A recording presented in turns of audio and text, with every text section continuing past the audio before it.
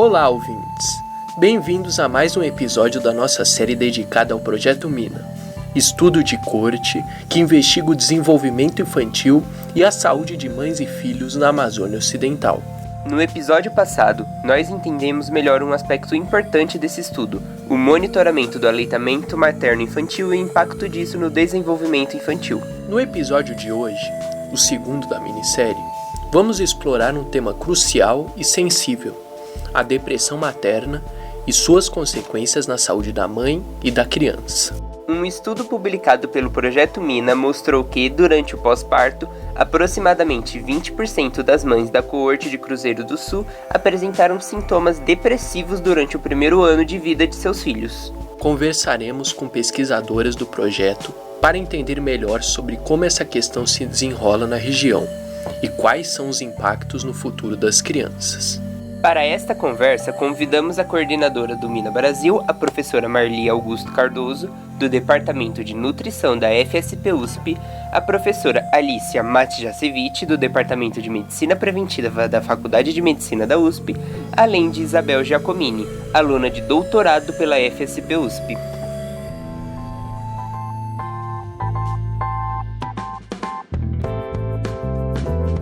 Eu sou Gabriel Eide. E eu sou Felipe Velames. Somos estagiários da Assessoria de Comunicação da Faculdade de Saúde Pública da USP. Ouça agora a entrevista feita pela estagiária Isabela Oliveira. Saúde é Pública, o podcast da FSP-USP.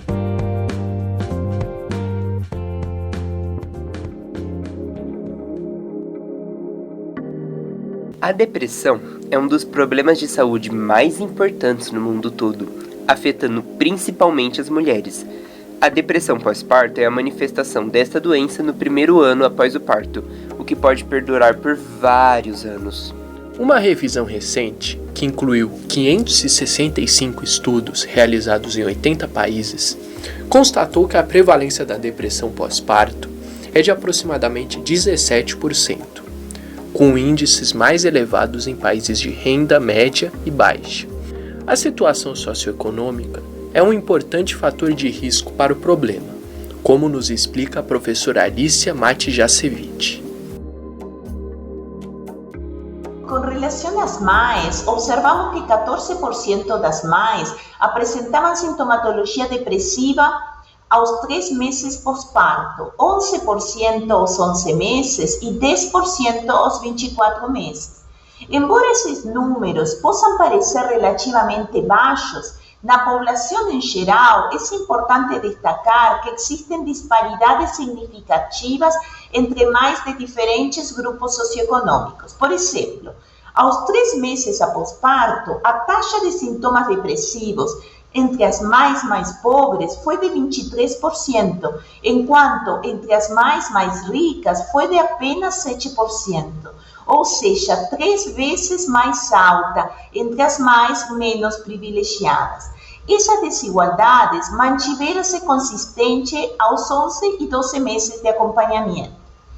Em relação às crianças, quando avaliamos os resultados aos 5 anos, observamos que 33% da amostra apresentava algum tipo de transtorno mental e também encontramos desigualdades marcantes com maior frequência de transtornos entre as crianças mais pobres. Ou seja, a frequência de transtornos mentais foi alta na população de mães e de crianças. Isso nos fez pensar na possível interligação entre a saúde mental das mães e de seus filhos. Além de contextos de adversidade socioeconômica, a depressão materna é observada dentro de eventos estressantes de vida, ausência de apoio do parceiro ou familiares, dificuldades conjugais e baixo suporte social, ou ainda quando houve episódios de complicações na gravidez e parto, bem como problemas de saúde dos filhos. O estudo verificou que o grupo de mulheres com maior probabilidade de depressão alta e crônica tinham ainda uma menor escolaridade e pertenciam a uma faixa etária mais avançada. Esse grupo relatou com maior frequência o hábito de fumar na gravidez e teve um menor comparecimento às consultas pré-natais, segundo a professora Alicia. Alicia também alerta para os casos moderados de depressão, os quais não são identificados com tanta facilidade quanto os casos graves, sendo confundidos com fadiga ou distúrbios do sono. A maioria dos sintomas depressivos após o parto tendem a se resolver espontaneamente, dentro de alguns meses, relata a professora. No entanto, os sintomas depressivos maternos podem adquirir caráter crônico ou recorrente, especialmente quando existe histórico pessoal de depressão ao longo da vida. Outro fato observado pelo estudo de coorte da equipe do Mina é a correlação entre a depressão pós-parto e o surgimento de transtornos psíquicos nas crianças. Foi observado que entre as mulheres que apresentaram depressão crônica e severa nos primeiros anos de vida do bebê, houve maior frequência de transtornos mentais nos filhos aos 5 anos de idade. Utilizando técnicas estadísticas apropiadas, podemos calcular a razão de chances de as crianças desenvolverem transtornos mentais aos 5 anos de idade. E observamos que essa chance era 3 vezes maior entre filhos de mães que faziam parte dos grupos de trajetória de sintomatologia depressiva em aumento e de sintomatologia depressiva crônica e severa, em comparação com os filhos de mães no grupo de sintomatologia depressiva sempre baixa ou inexistente. Esses resultados destacam a importância da atenção direcionada às mães que se encontram nessas trajetórias de sintomatologia depressiva crônica e severa. Eles sugerem que essas mães e seus filhos precisam ser alvo de iniciativas de prevenção e tratamento, visando evitar os efeitos adversos que a depressão materna pode ter no desenvolvimento infantil, tanto em curto, médio e longo prazo. Portanto, nossa pesquisa ressalta a necessidade de intervenções adequadas para proporcionar um ambiente saudável e favorável ao crescimento e bem-estar das crianças. A equipe do Estudo Mina fez um rastreio dos problemas de comportamento das crianças de Cruzeiro do Sul, na Amazônia Ocidental, aos 5 anos de idade.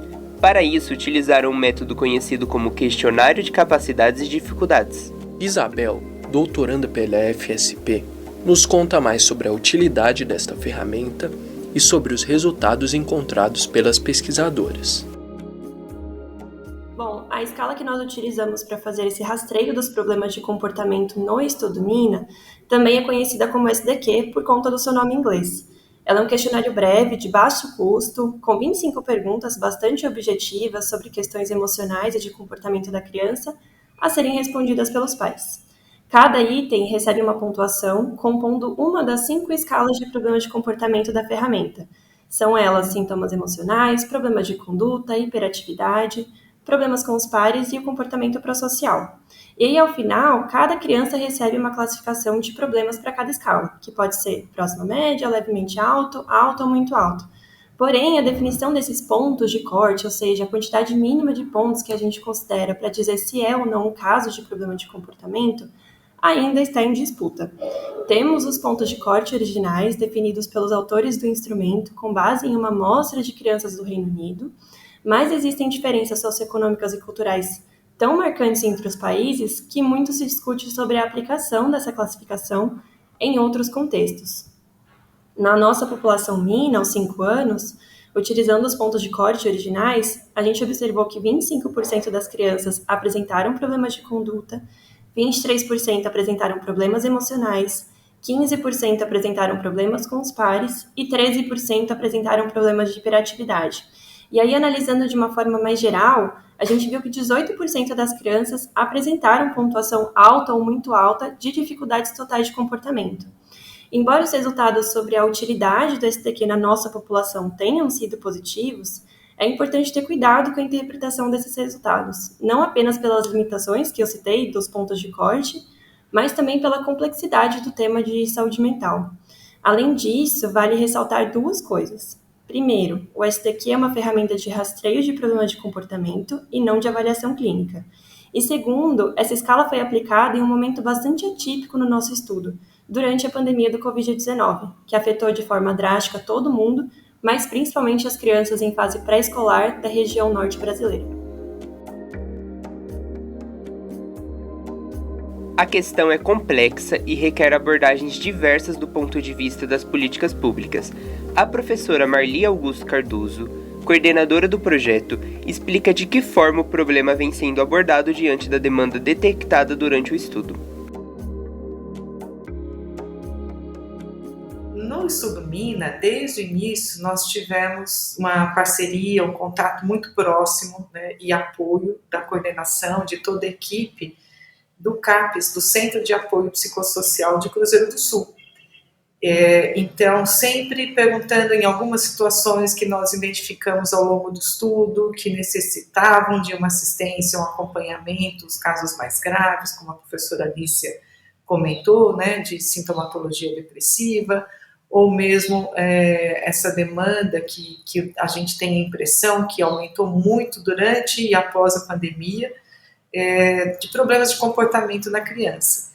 E nesse período nós temos sempre encaminhado e conversado num diálogo muito produtivo, muito próximo com a coordenação do CAPES local, que atende como um centro de apoio psicossocial adultos, crianças, toda a população do município, que necessita desse apoio e acompanhamento psicossocial.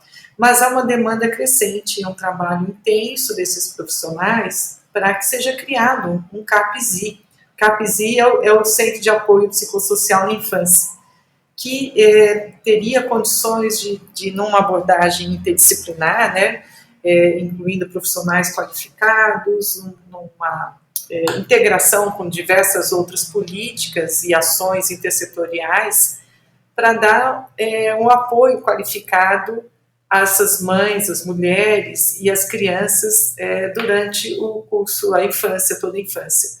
Então, entre todas as ações, claro que nós dependemos muito de investimentos nessas regiões, de políticas públicas para diminuir essas iniquidades sociais e econômicas, mas acredito ser fundamental a criação de um CAPES da infância, para dar o suporte necessário a essas famílias.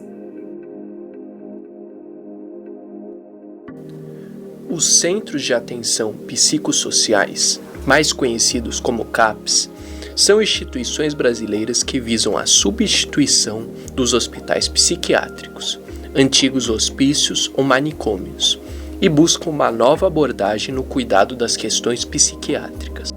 Como a professora Marli explicou, os CAPs voltados exclusivamente para o acompanhamento infanto-juvenil são chamados CAPSI e existem desde 2002.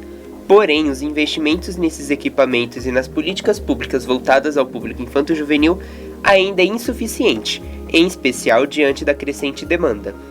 As nossas convidadas, Alicia, Marli e Isabel, compartilham suas reflexões sobre a importância de uma rede de cuidado para mães e crianças, no sentido de buscar minimizar os impactos sociais dos problemas de saúde mental, em especial nesse período tão frágil da mulher e do bebê, que é a gravidez e o puerpério, ou seja, o período de 3 meses após o nascimento do bebê.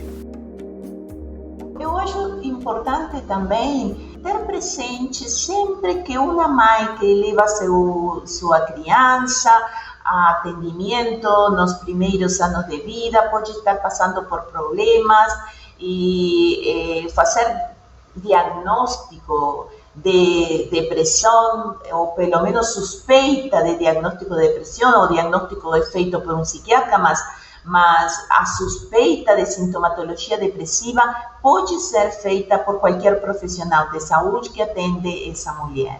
Então, isso é importante porque com um diagnóstico oportuno, uma derivação oportuna e um diagnóstico oportuno, se pode fazer um tratamento adequado e se podem evitar consequências tanto nessa mãe como em toda a sua família. Eu quero aproveitar o comentário da professora Alicia e reforçar isso, que eu acho que são dados importantes para sensibilizar qualquer profissional de saúde, agentes comunitários de saúde, na atenção primária e já durante o parto, após o parto, isso ainda pode persistir por toda a infância dessa criança, né?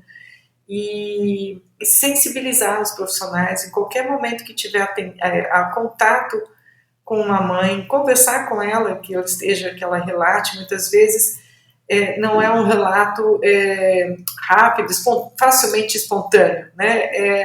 É uma percepção que numa conversa um pouco mais detalhada, você suspeitar que essa mãe ou essa mulher esteja com alguma dificuldade que muitas vezes elas não conversam, não falam, nem elas sabem como abordar esse assunto, né? E qualquer ação de encaminhamento, de procurar ajuda, ela é muito importante. Eu só queria acrescentar, falando bastante das mães, mas por parte das crianças, durante a primeira infância, tem bastante mudança em relação ao comportamento da criança, então é uma questão bastante heterogênea. Porém, a partir dos 5, 6 anos, esses problemas de comportamento, eles começam a se cristalizar. E é importante prestar atenção bastante nos 5 primeiros anos da criança. Às vezes a gente acha que é uma fase, mas é importante disso ser levado em consideração pelo profissional de saúde que faz o acompanhamento dela na rede e também pelos pais, familiares e rede que protege essa criança.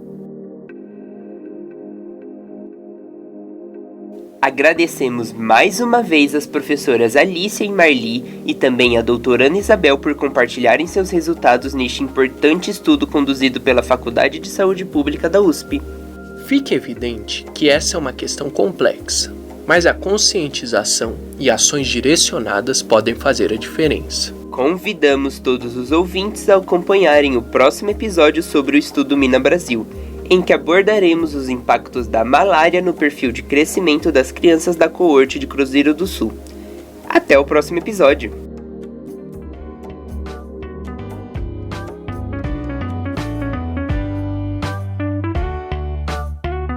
Quer saber como participar do Saúde é Pública?